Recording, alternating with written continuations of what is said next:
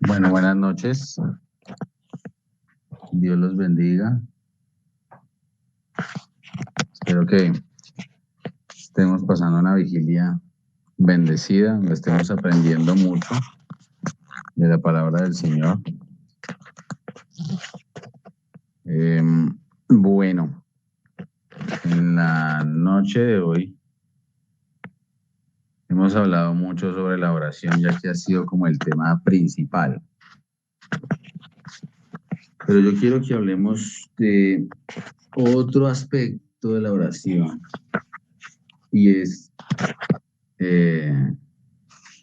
la oración intercesora. Si nos vamos, por ejemplo, al Génesis, podemos ver a un Abraham intercediendo, ¿no? Por Sodoma y Gomorra. Sabemos de antemano que allá vivía el sobrino Lot. Y vemos desde ese tiempo oraciones intercesoras. Vemos muchas oraciones intercesoras en el periodo de los reyes y en distintos puntos de la historia bíblica vemos oraciones intercesoras que nos permiten ver que no es como algo que se presentó una vez y que alguien quiere hacer doctrina de un solo versículo, sino que es una constante y es algo que a Dios le agrada y es algo que el Señor busca en nosotros como sus hijos. Y pienso que es algo vital para tocar ya ahorita saliendo, terminando ya la vigilia. ¿Por qué? Porque muchas veces queremos ver como qué es la oración, como todo lo que hemos aprendido hoy, qué es la oración, el orden de la oración, ver como el modelo de oración, como lo explicaba el hermano Luis Fernando. Y sí, eso es teoría básica y tenemos que tenerla muy en cuenta a la hora de orar. Pero también tenemos que tener en cuenta que la oración no es solo para nosotros, no es solo para nuestra familia, sino también debe ser un tiempo de oración también por las necesidades de otros.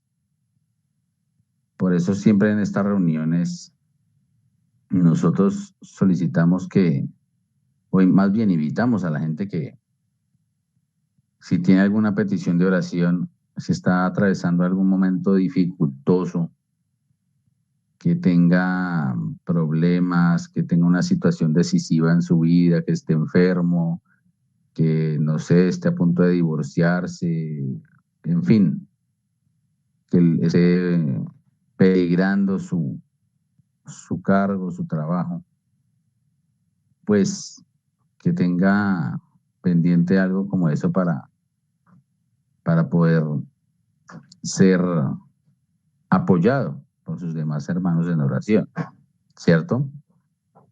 Pero también es algo que tenemos que tener en cuenta a la hora de orar y es meterle doctrina a la oración,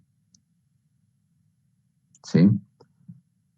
Y hay un punto que quería tocar o profundizar, tal vez lo he presentado en alguna otra ocasión, el tema de que en Santiago nos habla en la versión Reina Valera, dice que la oración de fe sanará al enfermo y si tiene pecados le serán perdonados. Y la gente lo toma por el lado de que debe ser como la oración del arrepentido, ¿no? De cuando la persona no conoce a Dios y pasa adelante y hace una oración de fe, que se conoce así, para arrepentirse, para recibir a Cristo en su corazón como Señor y Salvador. Pero pues, si nos miramos ese mismo versículo en otras versiones, vemos que lo que está diciendo en realidad es que se haga una oración con fe, creyendo, con confianza de que Dios tiene el poder de sanar a ese enfermo. ¿Sí? Porque ¿qué es lo que puede suceder? Suponiendo que estamos y queremos aplicar el versículo, dice que la oración de fe sanará al enfermo. Pero ¿qué pasa si el enfermo es cristiano ya? Entonces se tiene que arrepentir otra vez, tiene que hacer la oración otra vez, o tiene que hacer la oración de fe y recibir al Señor en su corazón cada vez que se enferma. No, no es coherente. A ese punto es al que hay que ir cuando uno lee y cuando uno quiere aplicar lo que dice la palabra. ¿Sí? Ahora, lo que tenemos que tener presente es que nuestra vida debe estar marcada por la oración. Nuestra vida tiene que ser una vida que sea atravesada por la oración. Es decir, debe ser algo que nos acompañe desde que recibimos al Señor. Debe ser una disciplina para nosotros. Y la oración intercesora debe buscar ponerse en el sitio del otro. Digamos, yo estoy bien en este momento, pero debo pensar, a mí, ¿cómo me gustaría que alguien orara por mí si yo estuviera en la situación que está el hermano? O sea, ¿cómo me gustaría que me trataran? O sea, me gustaría que se preocuparan por mí, que me brindaran una mano de ayuda, ¿cierto? Y el Señor dice que en esto conoceréis que sois mis discípulos, en que hay amor los unos por los otros, ¿cierto? Y una forma de mostrar ese amor por los otros que nos distingue y hace ver al mundo que somos sus discípulos es la oración intercesora. Obviamente hay muchas maneras más de demostrar ese amor, pero la idea es que hoy que estamos hablando de la oración podamos demostrarlo de esa manera, ¿sí? Que esa sea una herramienta, una manera de demostrar al mundo que somos hijos de Dios. Y quería hablar de esto basándome en el Evangelio de Juan, capítulo 17, a partir del verso 6, cuando Jesús ora por sus discípulos. Y ahí él está orando por otros. O sea, él no está pidiendo porque Dios lo libre o porque lo acompañe o porque lo guíe o por... No. Él está orando por otros. Y si el estándar, el modelo a seguir de nosotros es el Señor Jesús, y Él intercedió por otros, y de hecho lo hace ahora que está arriba en el reino de los cielos. Dice que Él es el sumo sacerdote que presentó una ofrenda que fue el sacrificio perfecto en la cruz del Calvario, que perdonó todos los pecados y que a nosotros nos brindó ese perdón, esa salvación, esa reconciliación con el Padre. Pero Él sabe que nosotros somos carne todavía, que fallamos, que tendemos hacia lo malo, que nos cuesta, ¿cierto? Entonces, el Señor dice que está en el verdadero templo, no hecho de manos de hombres, y que ahí en ese templo, Él como sumo sacerdote está allí intercediendo por nosotros. Dice que nos dejó el Espíritu Santo porque nosotros no sabemos orar como conviene. El Espíritu nos conduce a orar lo que es. Cuando oramos en el Espíritu, no estoy refiriéndome a que sea en lenguas, ¿no?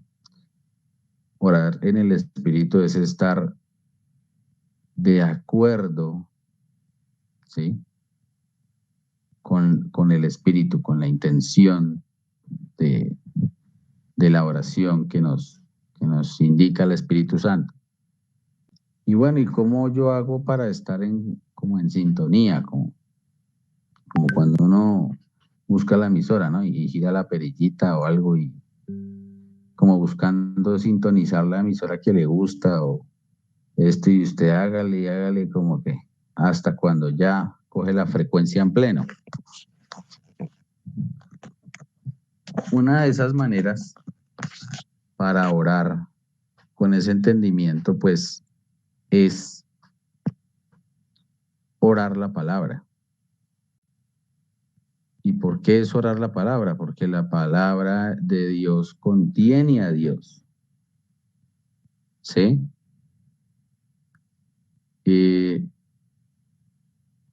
Entonces se trata de eso. Se trata de que el orar la palabra, el tomar un capítulo, ¿sí? Para orarlo según la intención, según nuestra lectura sistemática de la Biblia. Eso enriquece nuestro lenguaje. Si tal vez estamos en una situación difícil, no sabemos qué orar, la tristeza nos abruma, sea cual sea la situación que estemos pasando, el orar la palabra nos ayuda a enriquecer, pone palabras en nuestra boca y nos inspira a poder orar. ¿Sí? Y eso nos ayuda a sintonizarnos con lo que Dios quiere que oremos. ¿Sí? ¿Por qué? Porque a través de la palabra el Señor nos habla a nosotros. ¿Sí? Y si el Señor me está hablando al momento de orar, entonces ya hay algo que yo entiendo. O sea, Él me está hablando de este tema, yo estoy pasando por este problema, y cuando yo leo la palabra, el Señor me responde. ¿Sí? Entonces yo puedo entonar un cántico de alabanza. Entonces yo puedo dar un agradecimiento con palabras, ¿sí? Con unas palabras sinceras, con unas palabras inspiradas por el corazón del Espíritu Santo. ¿Por qué? Porque yo me estoy apoyando en la palabra que fue inspirada por el Espíritu Santo. Y lo correcto en nuestra vida es que busquemos agradar al Señor en todo y con todo. Que todo lo que hagamos sea como para Dios y no para los hombres. Entonces nosotros no tenemos que buscar orar para agradar a los hombres, sino tenemos que buscar orar para agradar al Espíritu Santo, al Señor, a Jesús. ¿Sí? Entonces no tenemos que ser personas que buscan orar como sea y lo que se me ocurre. No. No, porque ahí pasa lo que decía el hermano Luis Fernando, que uno pide mal. Si no pide, no pide o pide mal para sus propios deleites. Entonces, no, eso el Señor no lo va a conceder. Porque es que no está alineado a la voluntad de Dios. Porque es que no es el objetivo de la oración. Imagínese usted que se ponga a orar. entonces vio que un vecino se compró un carro y usted anda a pie y le prendió la envidia. Entonces usted se pone a orar para que Dios le dé un carro, no porque usted lo necesite, no porque quiera, de pronto ve que algún familiar o algo se le dificulta la movilidad y usted lo quiere ayudar a través de eso. Sí, no. Usted quiere el carro es porque le dio envidia del otro y usted quiere demostrar que usted tiene. No, así no funciona. ¿Sí? Así no funciona. La oración no busca satisfacer los propios deleites. La oración busca que nosotros como siervos, porque somos siervos del Señor, busquemos hacer la voluntad del Señor en nuestras vidas. ¿Sí? Entonces, tenemos que buscar ser personas también de intercesión. Hay un grupo que se reúne con Leonardo, creo que es martes y jueves, 4 de la mañana, a clamar, a interceder. Y es algo que tenemos que aprender todos, a sacrificar de lo nuestro para pedir por otros. ¿Sí? No es para mis deleites, es para que la voluntad de Dios se haga en nuestras vidas. Por eso es incorrecto y no es bíblico el declarar y el decretar y el casi que ordenarle a Dios cuando usted ora. ¿Quién es usted para ordenarle a Dios? Nadie. Nosotros somos barro con un espíritu que es prestado. Su cuerpo no es suyo. El espíritu y el alma que le dio no son suyas.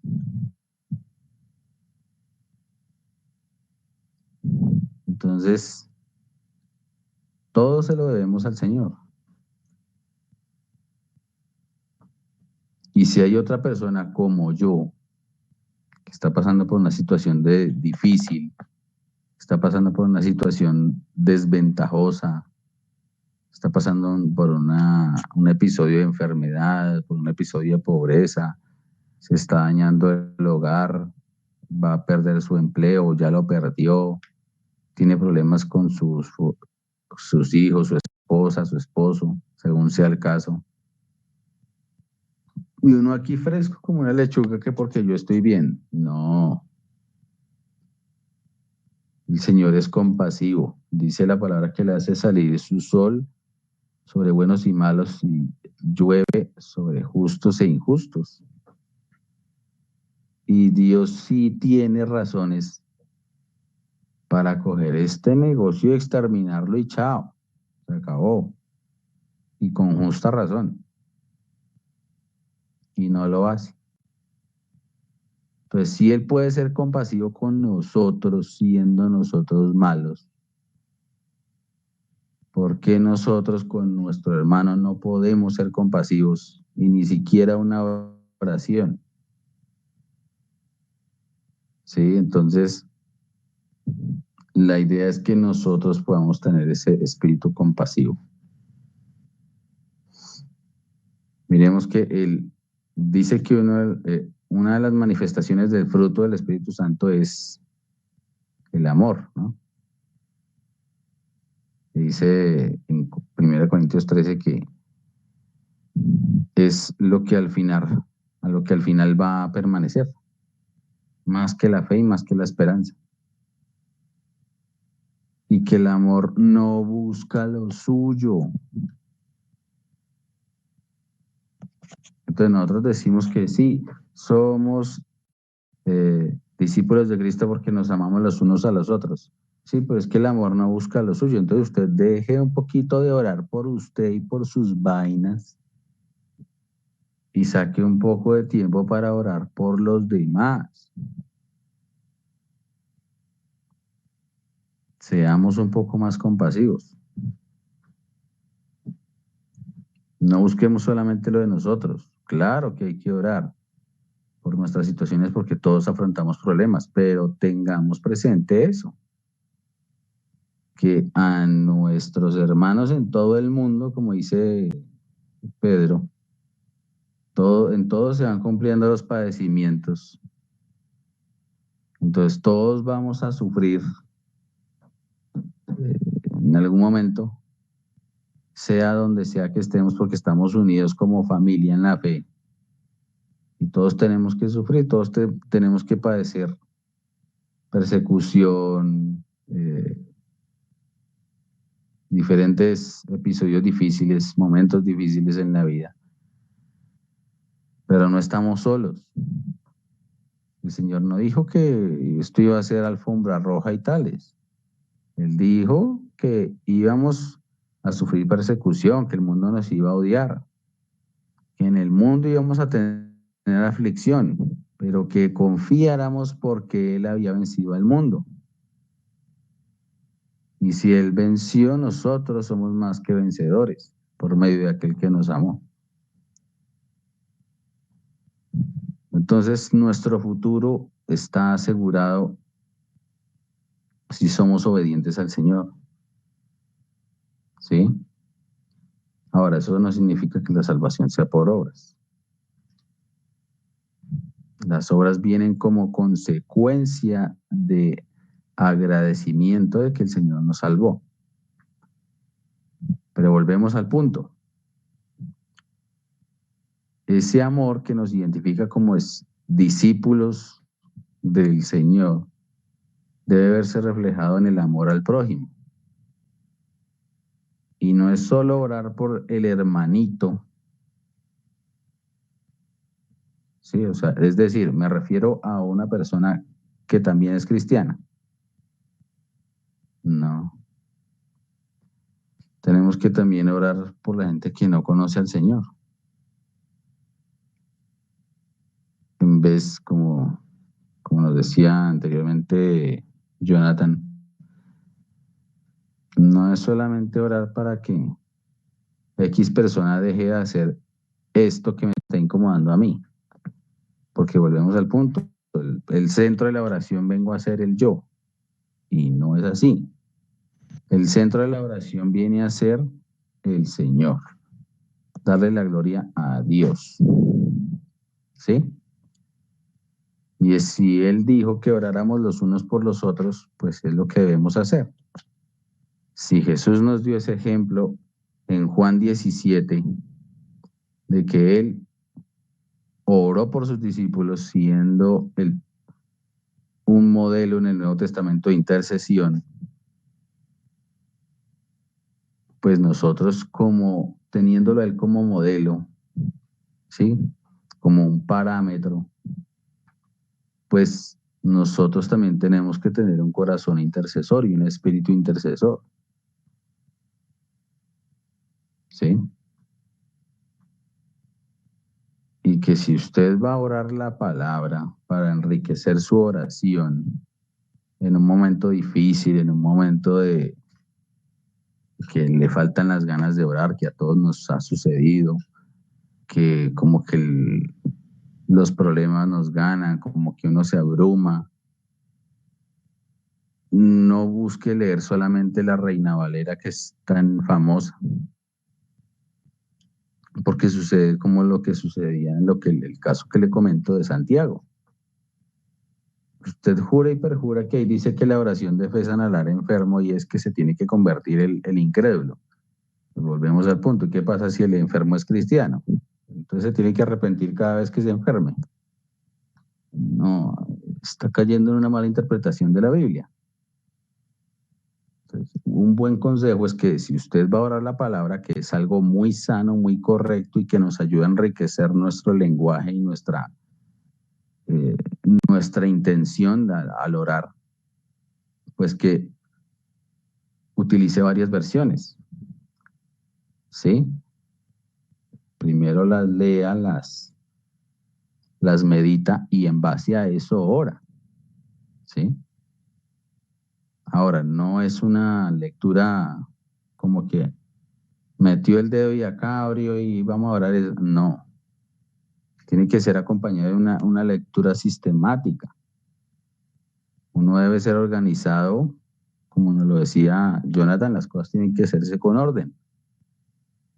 Entonces, si usted se va a apoyar en la Biblia para orar la palabra, pues tómese el tiempo de hacer una lectura sistemática para que el Señor le vaya hablando progresivamente a través de su palabra. Puede tomar un salmo, puede tomar un capítulo cualquiera, según sea como usted venga leyendo la Biblia, y ore eso. Ore eso porque el Señor le está hablando y usted está expresando algo que está inspirado por el Espíritu Santo. ¿Sí?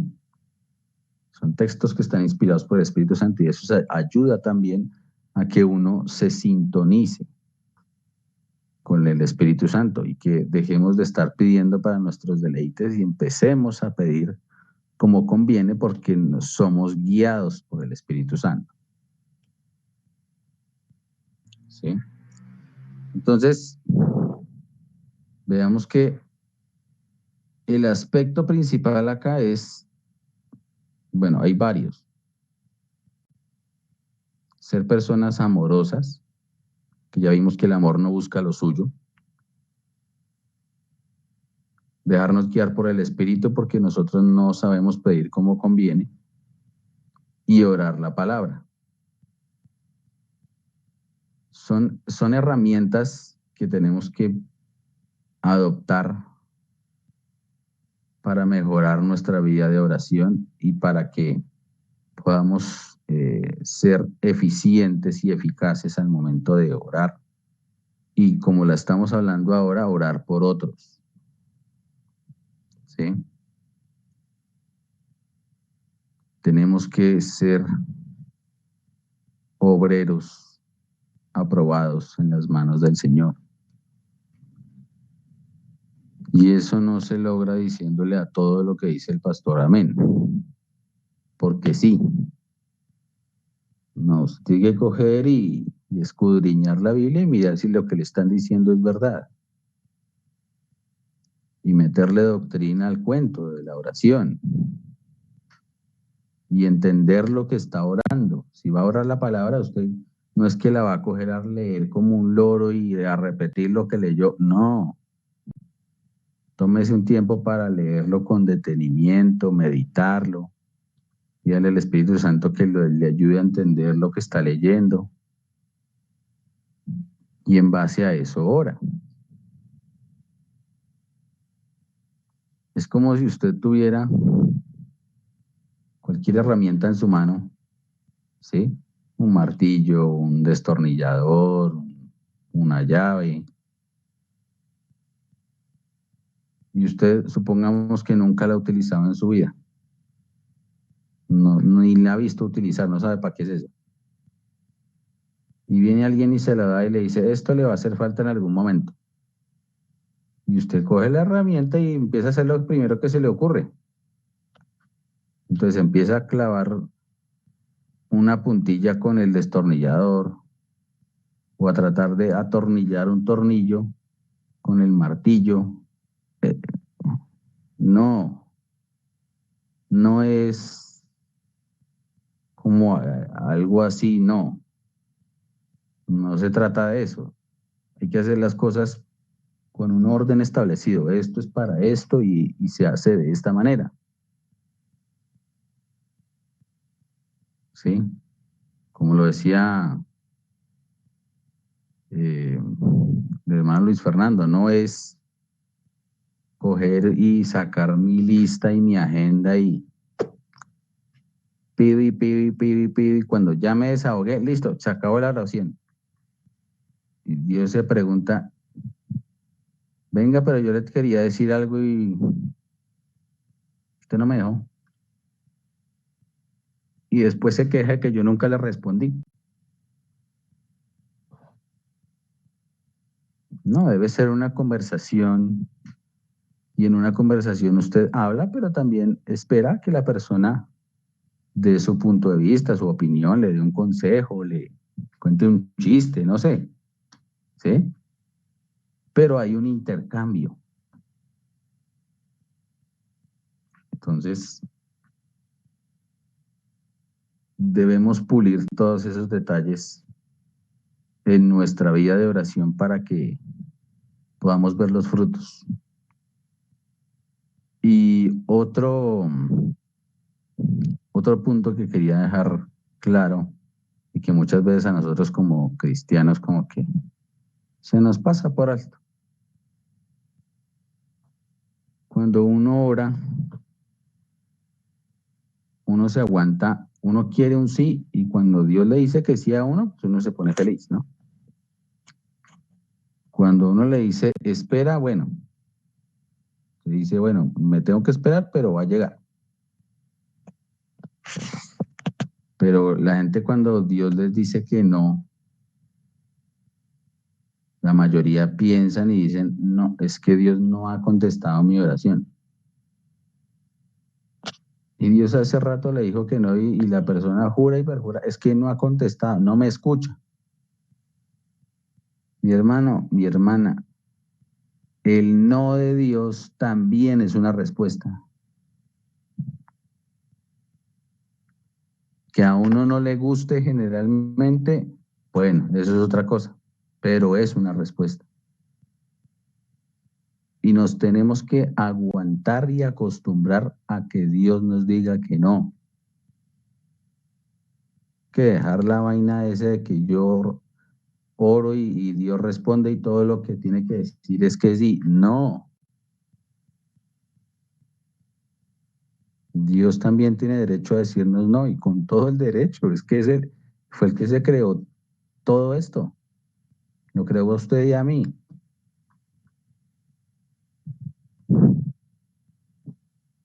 Ah, Dios, es que tengo esta enfermedad hace 5 años y quiero que me sane. Si Dios dice y decide que no en su soberanía, pues es no y listo. Para algún propósito lo hará. Recuerde que a los que aman a Dios todo les ayuda para bien. Ah, pero a mí en qué me va a ayudar una enfermedad. Ah, bueno, pregúnteselo al Señor. Pero si Dios lo quiere tener enfermo, por algo será. Si usted estaba aparentemente feliz, había tocado el cielo con las manos en ese trabajo y por alguna extraña razón, circunstancia XY, lo perdió y usted empieza a hablar con Dios, no, que no sé qué, y se queja. Dios no, en ningún momento tiene ninguna manera uno de obligar a Dios a que, ay, que sí, bueno, sí, entonces se lo devuelve. No, si Dios dijo que no, era no y punto. ¿Cuántas veces el apóstol Pablo le pidió al Señor que le quitara el aguijón en la carne y él le dijo que no? Punto. Y hasta donde yo he leído en la Biblia, jamás se lo quitó. Entonces Dios es malo porque no se lo quitó. No, él tenía un propósito. Él tenía el propósito de perfeccionarse su poder en la debilidad de Pablo.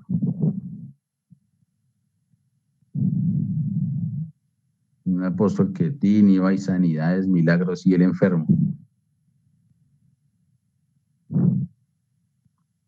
Suena irónico, pero ¿y si esa era la manera en que Dios lo quería usar?